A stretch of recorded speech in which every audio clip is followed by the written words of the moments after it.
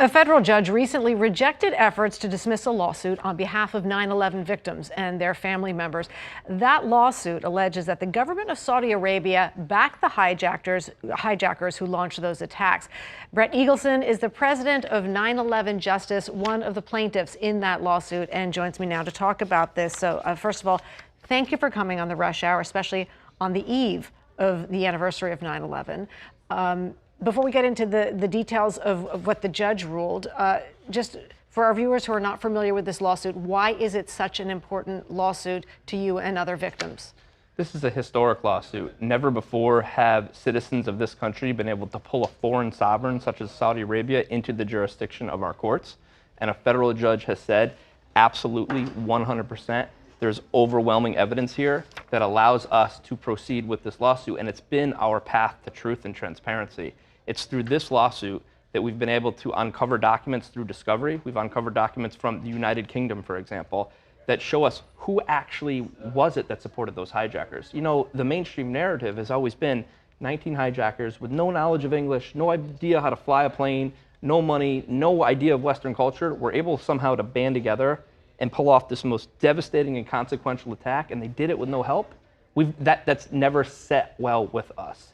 This lawsuit has proved that gut feeling that we've had all along has been right. They had help, and the help came in the form of the Saudi government. And how did you do that? How did you get these really top secret documents, which the judge wrote multiple pieces of circumstantial evidence implying that the hijackers did have a connection to the government of Saudi Arabia? Well, through no thanks to our own government. We subpoenaed the FBI for records. They stonewalled us. They overwhelmed us with a bunch of innocuous documents. We've asked President Trump, Trump 1 during his administration for help and for documents. He invoked the state secrets principle on us.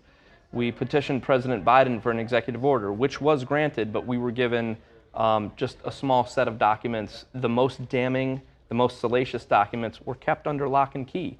We had to go to the British authorities because there is a British connection here. Omar al-Bayoumi, one of the main characters in our lawsuit, he was the hijackers' handlers. Our own FBI calls him a Saudi government agent, a Saudi intelligence agent. Omar al-Bayoumi lived in Birmingham, England, and in the days after 9/11, the FBI asked the MPS, Scotland Yard, the British police, to go raid his apartment.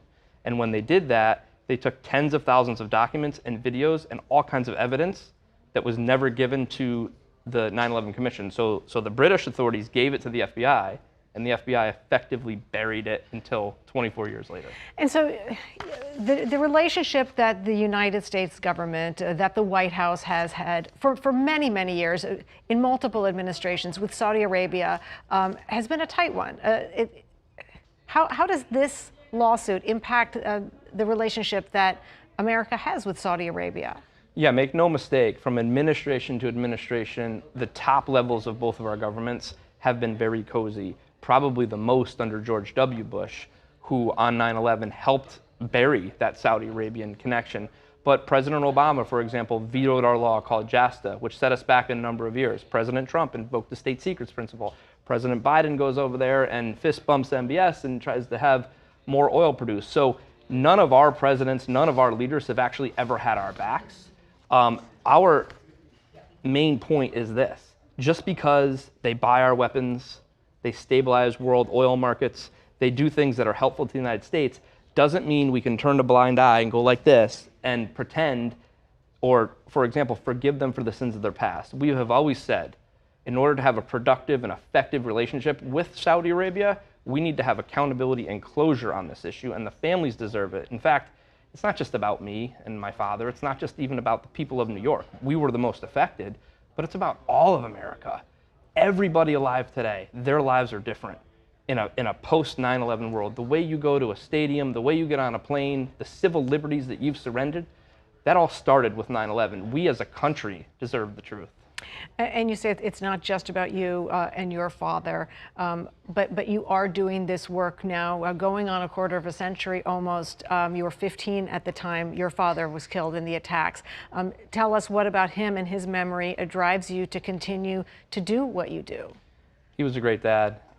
He is a role model to me. He was a role model. He is a role model currently for me as I raise my young family. He gave his life that day. He had every single opportunity to get out of those buildings. He called my older brother. We had talked to him after the initial impacts of those plane attacks.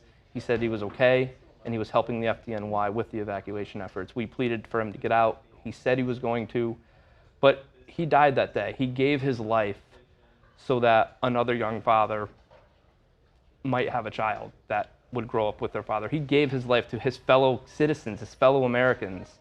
And I just wish that our government had half the courage that all those heroes did. Those heroes on the planes, those heroes at the FDNY, the heroes at the NYPD.